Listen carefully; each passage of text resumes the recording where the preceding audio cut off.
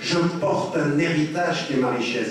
Et ça veut dire qu'aujourd'hui, pour le sentiment d'appartenance, ce qu'il faut, c'est que cette parole-là, elle sorte sur la base des principes. Quand j'entends ce qui a été dit, je veux dire, j'entends là, par exemple, le principe de responsabilité de par et je termine. Et ce que vous dites par rapport à la fraternité, c'est de ça dont il faut parler aujourd'hui. Il faut que des citoyens français de toute confession, sans confession, athée ou agnostique, reviennent sur ces éléments-là fondateurs. Le principe d'égalité, le principe de justice, les principes de fraternité. C'est ça qu'il faut faire aujourd'hui. Et c'est ce que moi j'appelle le nouveau nous, c'est de sortir de ces clivages. Le discours dont je vous parle là maintenant, il est le discours le plus offensif contre tous les communautarismes. Contre tous les communautarismes. Mais ceux qui aujourd'hui sont en train d'assigner les autres à des communautarismes, ce sont ceux qui en fait aimeraient bien qu'on reste un tout petit peu dans notre isolement géographique, dans notre isolement religieux. C'est peut-être ça, le sentiment d'appartenance, ce sera de lutter contre ça, et c'est pour ça que ce que vous dites est particulièrement important. Je pense que ce sont des notions de principe qui doivent nous ramener ensemble, des notions de justice et d'égalité qui devraient nous ramener ensemble.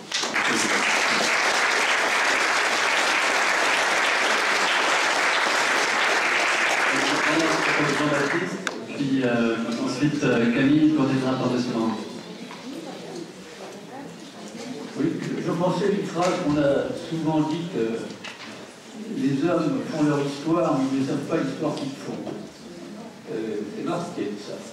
Et dans l'action, il faut toujours penser que l'action nous dépasse. Blondel, Philosophe Blondel a beaucoup travaillé là-dessus. Quand on agit, quand on fait un acte, on pose quelque chose qui va aller plus loin que nous. Je crois que c'est important d'avoir tout ça en tête.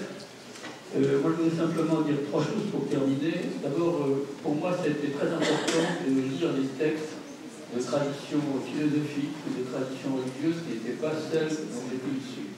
Je pense qu'il y a un enrichissement formidable à lire les textes des autres. Et ça, c'est quelque chose de très important pour la compréhension mutuelle, pour voilà, de sortir de son identité, pas pour la perdre d'ailleurs, mais pour la vivre autrement. Voilà, ça c'est vraiment très important. Deuxièmement, un mot sur le pacte civique. Il est, pour répondre à madame, il est ouvert à tous, il est transpolitique, hein, il est ouvert à tous et il comporte un ensemble d'engagements qui sont des objectifs à atteindre. Pardon. Voilà, un jeu de mots assez tort. L'objectif à atteindre, et il y a l'idée de se donner du temps. Parce que je crois qu'on a insisté tout à l'heure sur l'idée qu'il faut du temps, que la société va trop vite. Il faut se donner parler, discuter, c'est se donner du temps. C'est ce qu'on a fait cet après-midi. Je repose sur l'idée qu'il faut aller à la rencontre de l'autre, quelles que soient ses différences, pour construire un vivre ensemble. C'est l'engagement numéro 5. Il faut reconnaître le droit à la parole de chacune et de chacun et favoriser l'expression individuelle ou collective de ceux qui ont le plus de difficultés à s'exprimer ou à se faire comprendre. Voilà un peu les engagements individuels que nous proposons. Au niveau collectif, nous sommes pour la promotion de l'éthique de la discussion et nous suggérons, parce que c'est une espèce de programme général, que chaque politique publique comporte des crédits qui soient destinés à ce que les destinataires de ces politiques puissent s'exprimer pour co-construire et évaluer les politiques qui les concernent. Voilà. Donc, l'idée c'est une sorte de retournement pour que, au fond, voilà, on change progressivement de paradigme pour aller poursuivre la voie, comme dirait Garbra. On ne sait pas avec quoi on va. Il faut, au départ, faire un certain nombre de changements, de ruptures pour aller vers cette société différente. Alors, la fraternité, pour terminer, oui, je crois que c'est pour la France aujourd'hui, c'est le bon terme, je pense. Tout en sachant qu'il y a des ruptures et des insuffisances de fraternité. Et alors, ça va peut-être vous rassurer, mais dans la lettre que nous avons écrite au président de la République pour lui demander de travailler sur le sujet, nous avons la signature de M. Bidard, dont j'ai lu les 10 propositions avec beaucoup d'intérêt, avec Patrick Livret et Jean-Louis Sanchez, le président de l'OIAS. Donc on va essayer de... Et je pense que si ce projet fraternité, vous pensez que c'est un bon projet, et il faut le dire, parce qu'il va hésiter, donc il va dire, oh là là, on va me dire qu'est-ce que c'est que ce truc, c'est beaucoup trop abstrait, qu'est-ce que ça veut dire, puis les gens vont dire la fraternité, vous pensez des petites blagues, personne n'y croit. Il faut qu'ils se sentent soutenus par la société, il faut qu'il y ait une demande. sinon les politiques sont quand même soumis à l'élection. Hein, c'est pas facile d'être soumis à l'élection. Je ne l'ai jamais suivi par l'électorat, donc c'est pas facilement. Être élu, c'est pas facile. Donc la tendance à promettre un petit peu plus que ce qu'on peut faire et à ne pas prendre des risques là où on croit qu'il y en a. Donc si on considère que ce débat est important, il faut le dire, il faut aider les autorités publiques à l'avancer de manière transpolitique. Ce n'est pas un truc pour se sauver de difficultés. Pour laisser une trace dans l'histoire. Le but, c'est la même politique, quand même, c'est de laisser une trace, quand même. C'est possible. C'est pas de faire un ensemble de politiques établies. Enfin, voilà, il y a un grand projet possible. Merci de nous soutenir.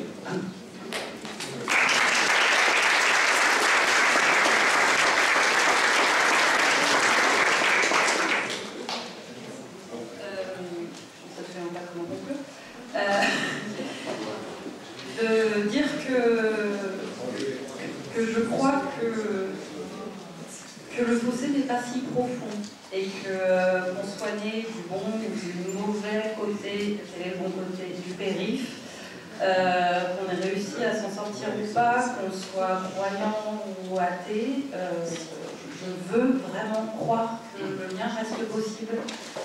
Je comprends et j'entends le ressenti.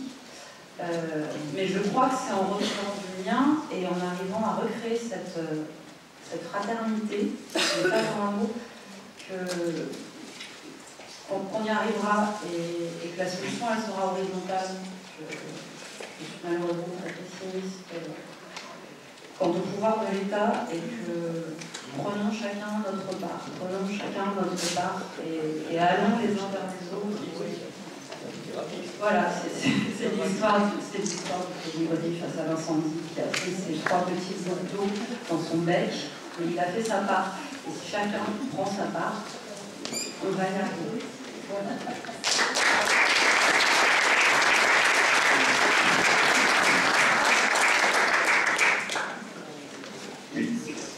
Alors il y a 2 points. Le premier, c'est que en fait, la France est une république une et multiculturelle et que la Constitution ne le reconnaît pas. Je dis qu'il est multiculturel non seulement parce qu'il y a eu un apport considérable d'immigrés de toutes sortes et de cultures différentes depuis le début du XXe siècle. Je dis que la France est multiculturelle dans son histoire parce qu'elle est faite de peuples à l'origine étrangers les uns aux autres, chacun avec sa langue et sa culture, les Alsaciens, les Basques, les Bretons, les Auvergnats, les Catalans, etc.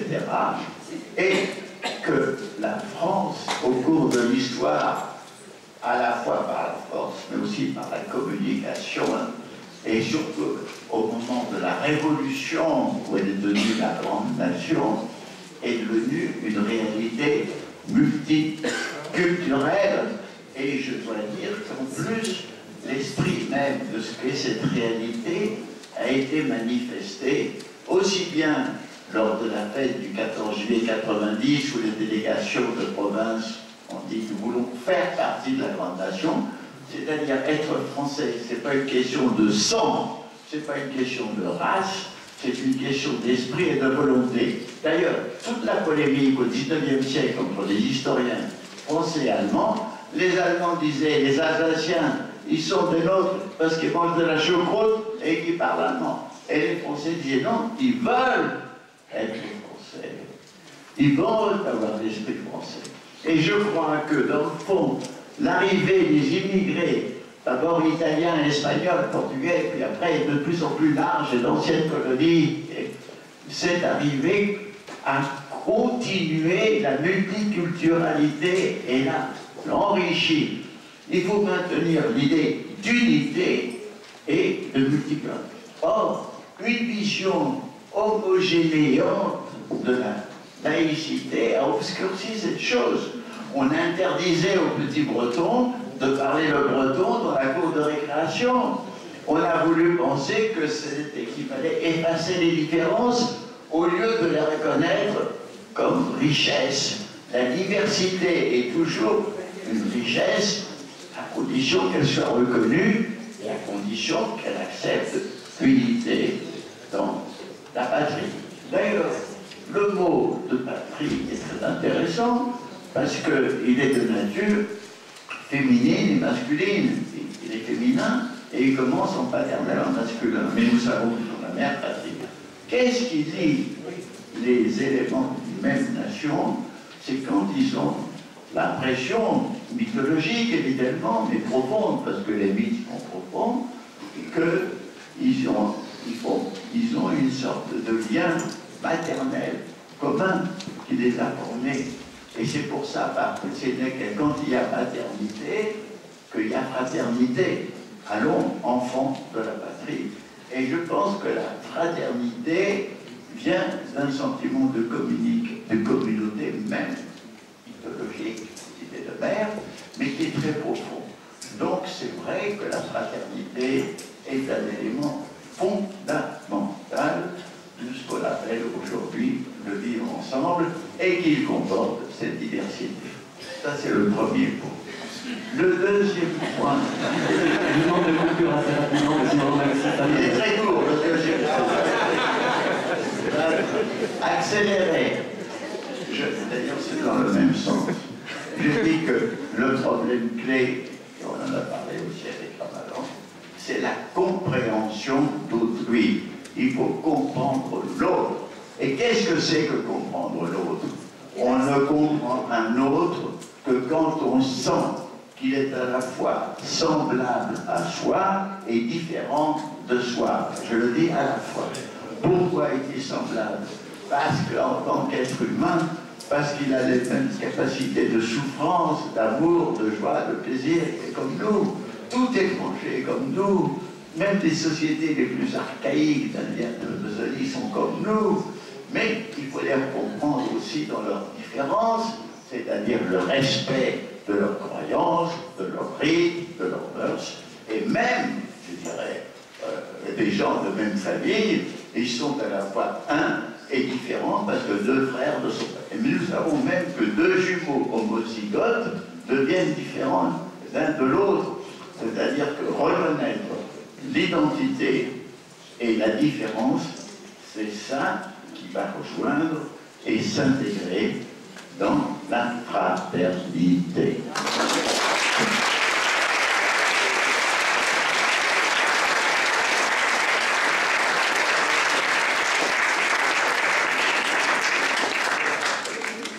Merci infiniment à vous quatre pour ces paroles très inspirantes. La fraternité, c'est ce qui relie toutes ces conclusions. Donc, nous avions prévu d'avoir une intervention sur notre association. Je serai extrêmement bref pour dire que, et là je me tourne notamment vers Jean-Baptiste, l'idée de la semaine de fraternité est fait écho avec la semaine de Paris en dialogue que notre association avec d'autres est en train de lancer. Donc pour tous les acteurs associatifs ici, sachez qu'il y a cette semaine qui se met en place. Jamila qui est au milieu est le point de contact avec Jean-Baptiste. Par ailleurs, si vous voulez découvrir un peu plus sur notre association, il y a des tables derrière avec les responsables de la partie éducation et la partie citoyenneté. Enfin, il y a dans vos livrets un feuillet d'évaluation. Ce feuillet d'évaluation nous est utile pour améliorer à chaque fois le format de ces dialogues. Ensuite, nous avons la chance, alors je me lève pour bien voir, d'avoir Mark Shepson qui est au milieu de la salle. Mark Shepson qui a écrit un livre extraordinaire, d'ailleurs il est ici. Et Marc, est-ce que vous voulez dire un mot là-dessus? C'est un livre qui est en vente ici et qui répond à beaucoup des préoccupations qui ont été posées. Voilà. Voilà. Et donc Marc, est-ce que vous voulez dire un mot? Et ensuite, ce sera mon direction. Alors un mot, merci. C'est un livre qui consacre le fait d'être d'ailleurs et d'ici, et pas d'ailleurs, et qui consacre la pluralité de nos constructions, la pluralité de nos sociétés, l'harmonie entre le fait justement de soi-même se construire à partir de multiples références et la nécessité pour la société française de prendre en compte, elle aussi, tout ce qui la constitue et tout ce qui peut créer du mouvement. C'est un livre qui croit au mouvement, qui a réuni 35 acteurs de terrain et 70 lycéens pour communiquer, apporter un message positif, un message fort sur la richesse de cette pluralité. Je remercie l'Initiative et Changement qui a été partenaire de la création de ce livre et que vous pouvez trouver au bénéfice de l'association à l'entrée et sinon dans toutes les bonnes librairies. Merci beaucoup.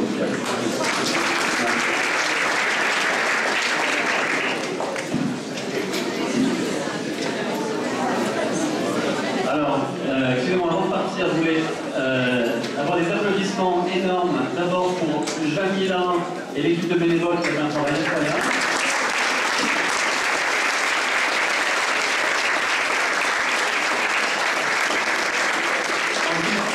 Un petit mot de Jasmine, notre bénévole. Bonjour à tous. Un mot rapide. Donc, on a tweeté sur Twitter un petit peu les interventions qui se sont faites.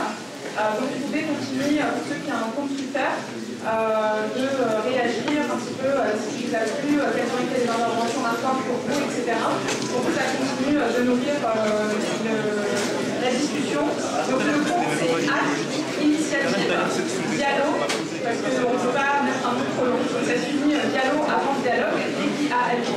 Et vous trouverez ça sur le site internet d'Initiative et Changement. Voilà. Donc, bon après-midi à tous. Alors, je sens le dialogue qui est dans la salle, mais avant de dire au revoir, je voulais vous demander d'avoir des très chaleureux applaudissements pour les 4 invités qui sont sur la scène.